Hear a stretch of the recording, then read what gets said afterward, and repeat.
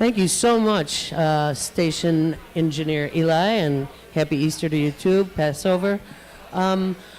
We have a tremendous bunch of guests coming up, and it's continuing in our March Madness theme of basketball, and we're pretty excited about the Bulls game this week. It was very exciting that we watched. That was a terrific game, and I got to confess, I do love watching the Chicago Bulls. And I'm going to love watching the White Sox. Why don't you introduce who we've got up here, since you've got your notes in front of you? This all started with our neighbor, James Baptiste, who has a new business. He's called the Giant Painter. He says he doesn't need a ladder, because how tall are you? That's right, 7'2".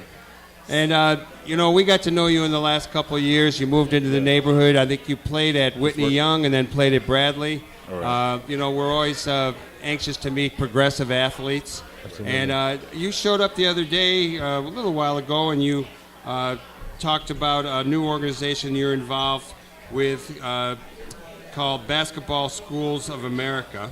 And you said that you were working with Craig Hodges, and I knew that name rang a bell. That's right. And so I've done a little research since, and not only were you the hottest three-point shooter and won 2 Super Bowl rings with the Bulls, but you also turned out to be a child of the movement. Absolutely. A politically conscious guy. How about telling us a little bit about yourself and some of the issues that have affected you, and then we'll get a little bit later to the program that you guys are working on. Well, first of all, I want to thank God for blessing us to meet in a peaceful environment. For me, I was born in Chicago Heights, Illinois. I was born as a child of the movement, and as far as my mom was a secretary for the Civil Rights Organization in Chicago Heights, so I was at all the meetings and all that kind of stuff, and then I had a chance to go to Long Beach State and study black studies. So for me, it was a consciousness that was born when I was younger, but at the same time I had a chance to study it later on in life, and then to see the impact that sport could play in trying to change the condition of people.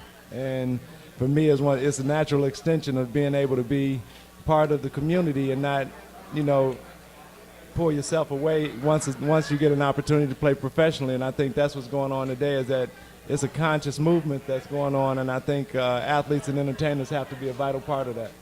Yeah, we just had Dave Zirin, who is a hell of a sports writer. He writes for The Nation and for The Progressive.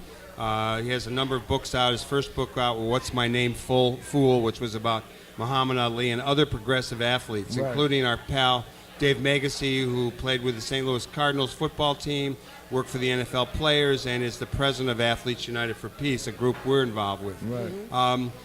I didn't know a lot about your political activities, but Zirin told me when he was here that you had gone to the White House with the Bulls, you had worn a dashiki, and you had handed George Bush the First a letter. Absolutely. I love you for that.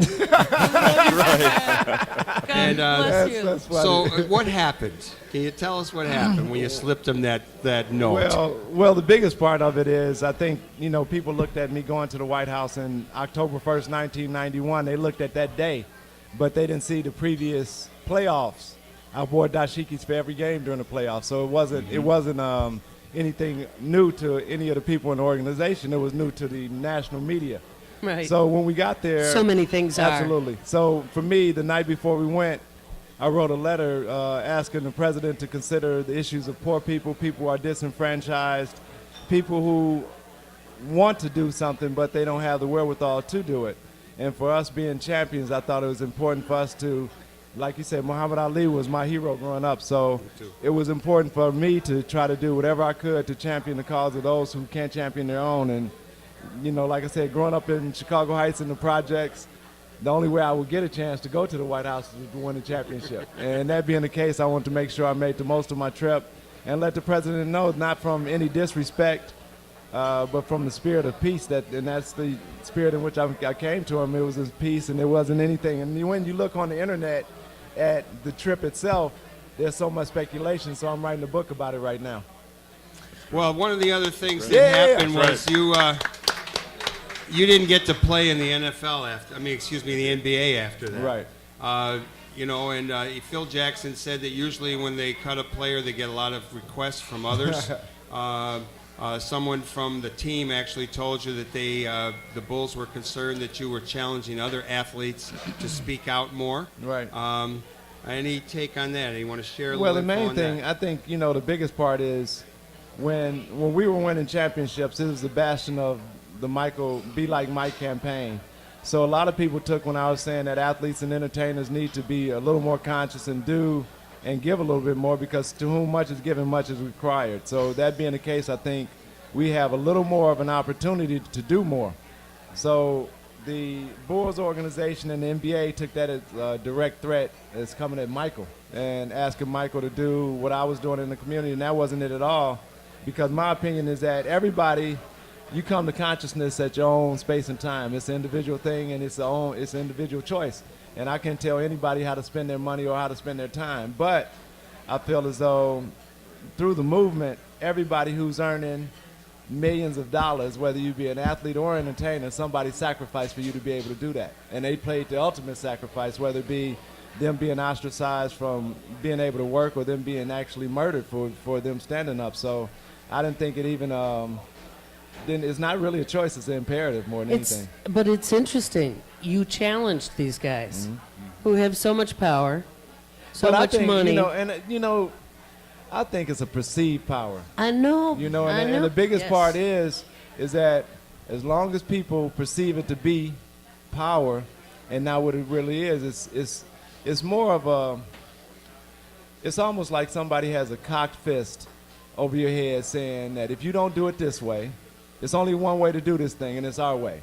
And the question becomes, who is our, who is they? Who are we? Who are they? And that's the whole thing. People are afraid to act because they may show up at your door. Bingo. Right. People are afraid to act because they may come take you out.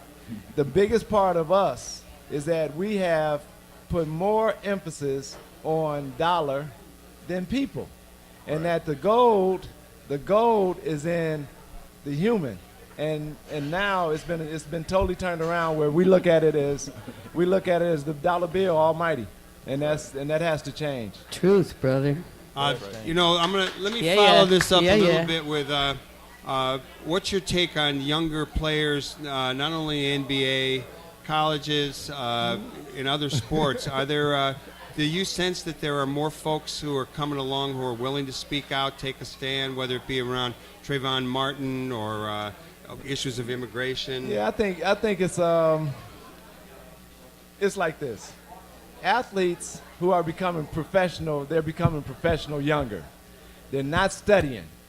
So I came in the league in 1982.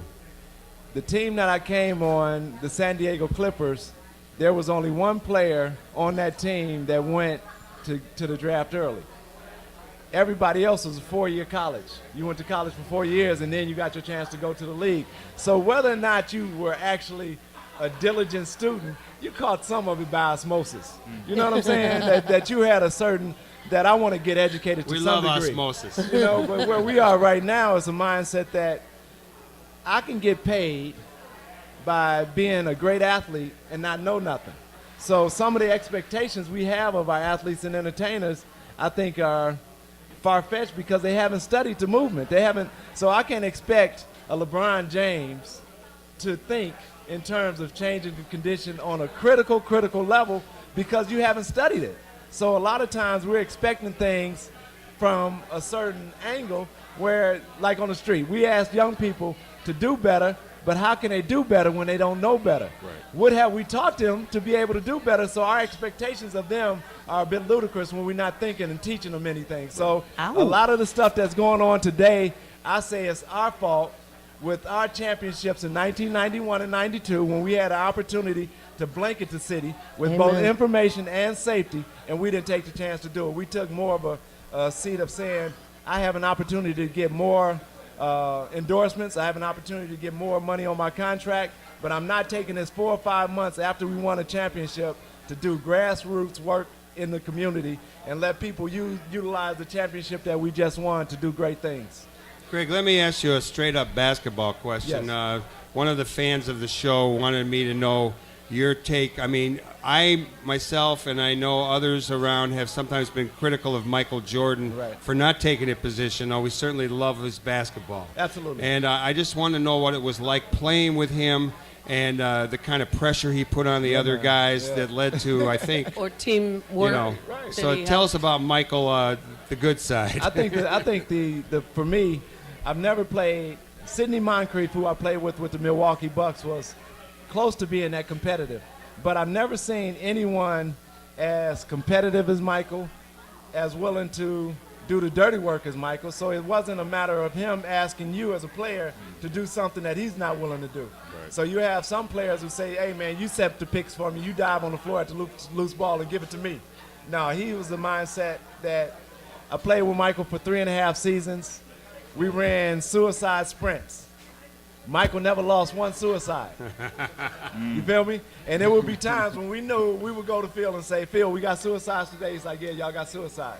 I would go to BJ. BJ. I you love go out- BJ. we got three suicides today. You go out hard the first one. All right? I got him the second one. Pip, somebody's gonna get him today. Never happened. Never happened. And I think that's the part that, you know, it not only So he earned your fostered- respect. It not only fostered energy, but it also made everybody else around him work just that much harder. And I Right. think our practices were so intense that games were easy. Your take quickly on the Bulls today. Well, it's I hate the fact of what's going on with Derrick Rose in as far as it becoming somewhat of a circus. I think it would be better service for the organization if they're gonna shut it down now, and let everyone just concentrate on him getting better for next season and coming back next season and being the all-star that he's capable of being and the MVP that he's capable of being. Right now, if he comes back right now, it's gonna be kind of tough. Yeah. It's gonna be tough on him because the expectations are gonna be through the roof. Right. And I think the biggest part that I don't want to see, Plus, that team's playing together good. yeah, and they're playing well right now. Uh-huh. You have a good energy going. Right. 2 And I- o'clock today, they're Yeah. playing Dallas. Yeah, Right. and it's one of those things where when you break the streak that you broke, Right. I think that's a great thing, and it's great for the group that you have playing right now. And if he's not ready to come back, don't come back until Right. you're absolutely sure that you're ready. You're listening to Live from the Heartland show on WLUW 88.7, Chicago's Sound Alliance. We're here every Saturday morning. And you can find these shows up on youtube.com/Heartland Media. We're talking with Craig Hodges, former three-point shooting star of the Bulls. And we also are here with James Baptiste. And James, let's switch over to you for a minute. Give us a little bit of your own history, whatever you want to tell us about yourself. You're our neighbor. You're the 7'2" painter who does not need a ladder. Hey, you know it's funny. He came by the house and we had a ceiling fan. And he walked past the ceiling fan, and it was right out like, oh, man. You know what I'm saying? Watch your head, brother. Yeah. Well, I've done a lot of reflection in my life, you know, and again, I've lived 39 years here in Chicago, and I'm happily a person who was brought up in Chicago in CPS organizations and schools, and I've worked Nice. hard, you know, throughout my life to attain what I've been able to be afforded. And I've spoken a lot about how kids nowadays have access to many resources, but they have not been given many, they don't take the initiative to take advantage of a lot of the resources that are made available to them.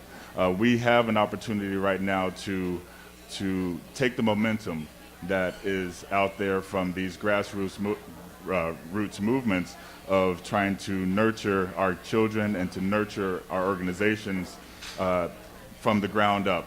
And those organizations and people who are willing to put in the time and dedication to the kids. I did not have instructors who were out there to teach a 7-footer how to play basketball as a 7-footer. But I have right now the ability to go out there after playing in high school, playing in college, and playing afterwards, and coaching at the semi-pro level to coach kids and to try to teach them on how, you know, to best utilize their bodies. Not to try to be the next Michael Jordan, but to utilize your body and your skill in the best way for you.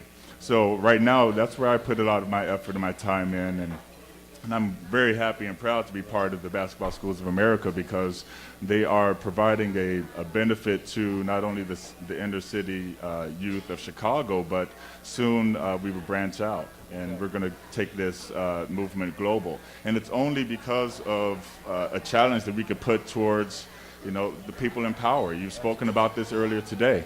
People in power have the opportunity and I think an obligation because they have these resources available to them. They have an obligation to give back to those who are building up the communities from the infrastructure. And right now I think we have this movement that's going, and I challenge the mayor to an opportunity to talk to us, reach out to us and say, okay, you know what, we want to meet with you. We want to take advantage of these schools that are closing. Have you done that? Have you? We are in the process of doing that right Good. now. Right.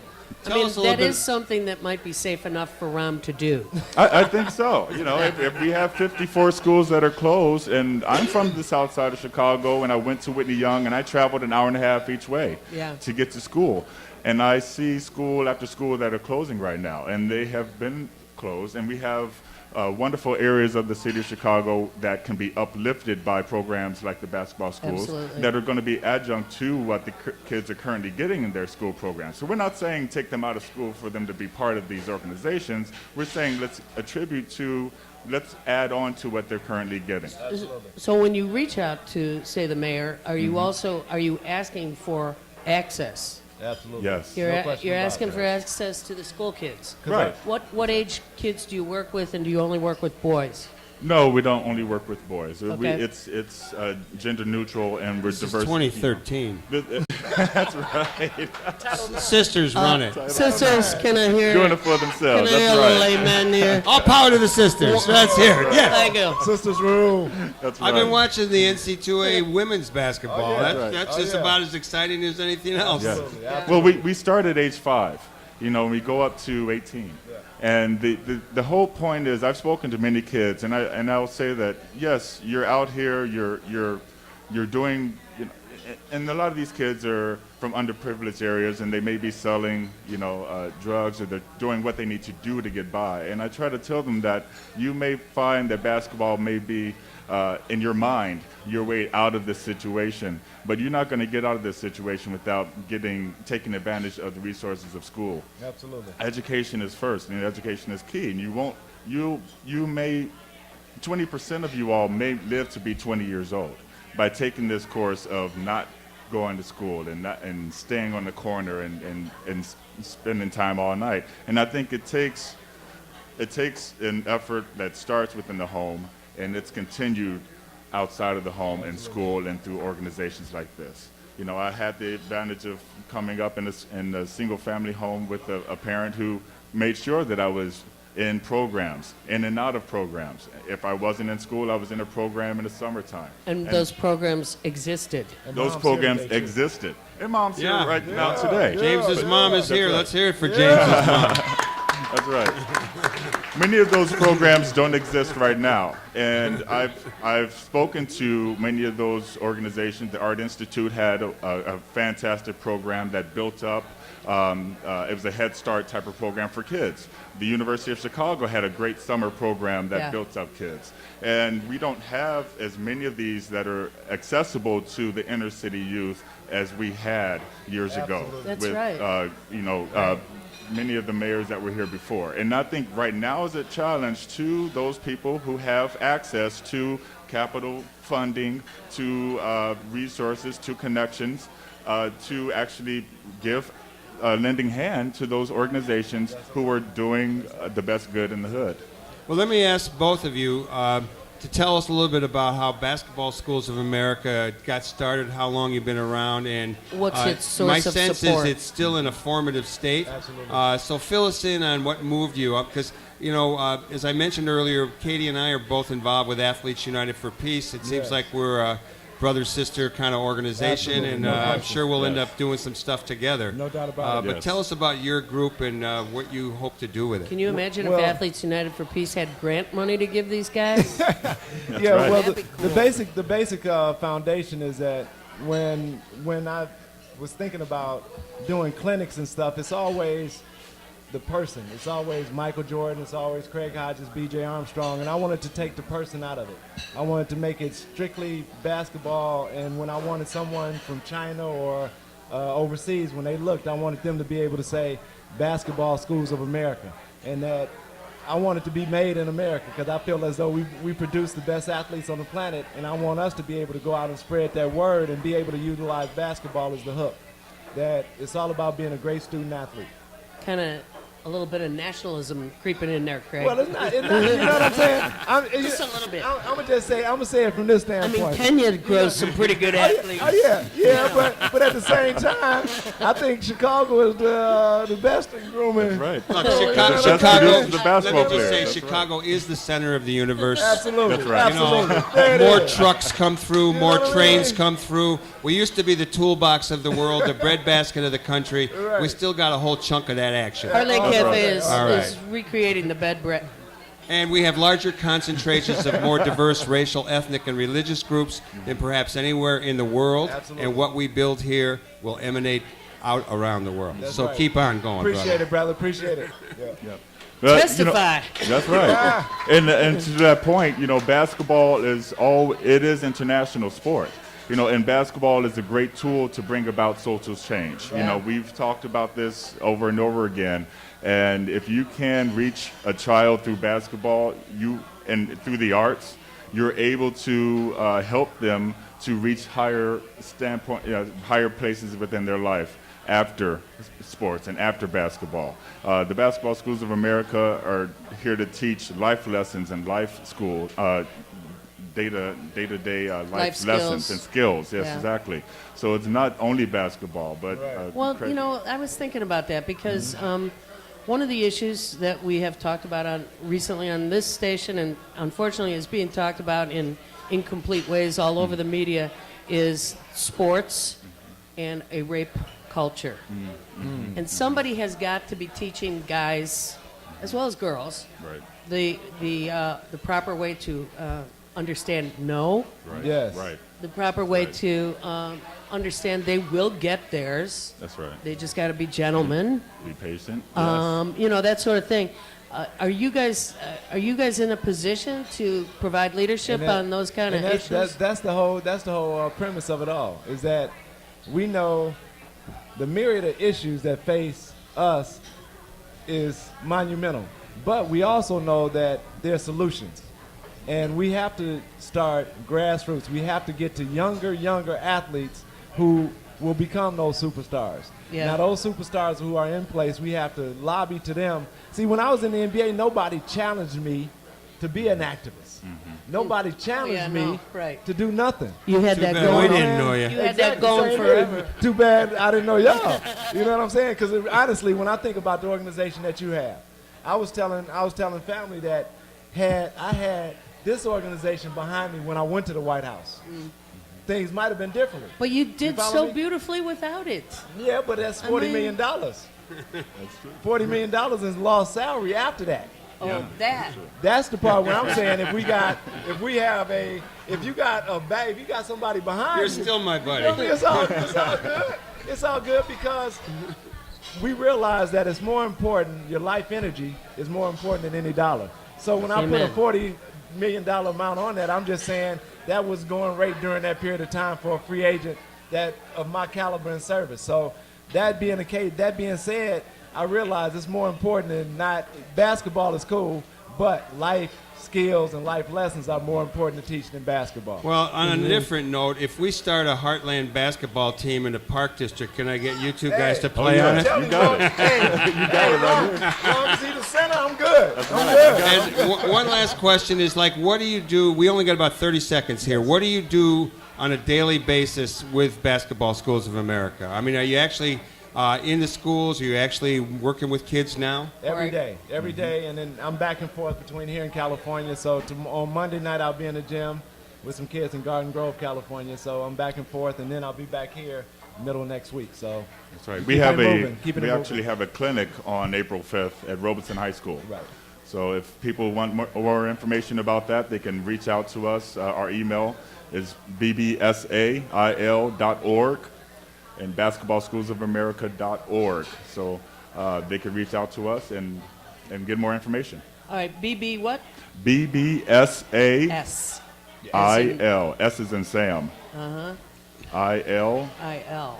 .org. Right. All right, we're going to wind it up. I want to thank not only Craig Hodges and James Baptiste, but also Brett Kawaguchi for pitching in on the board while Grant Steskel's up in Minnesota. Doing double duty And we as a want to guest. also thank Will Gazzardi, community activist, for coming on Yeah, the show. We Hey, want to thank Eli Sloan for stepping up and helping out downtown. Thanks again, And, Eli. of course, Paul and Mary Wozniak for making this show available on youtube.com/Heartland Media. I'm Michael James. I'm here with my good friend and co-host Katie Hogan. And we want to encourage you all to do good in the world because the world needs all the good that you do. Yes. All All power, power right. to the people. Over and All out. right. Power to the people. Right on, brothers. That was good. Appreciate you, brother. Thank you. Great.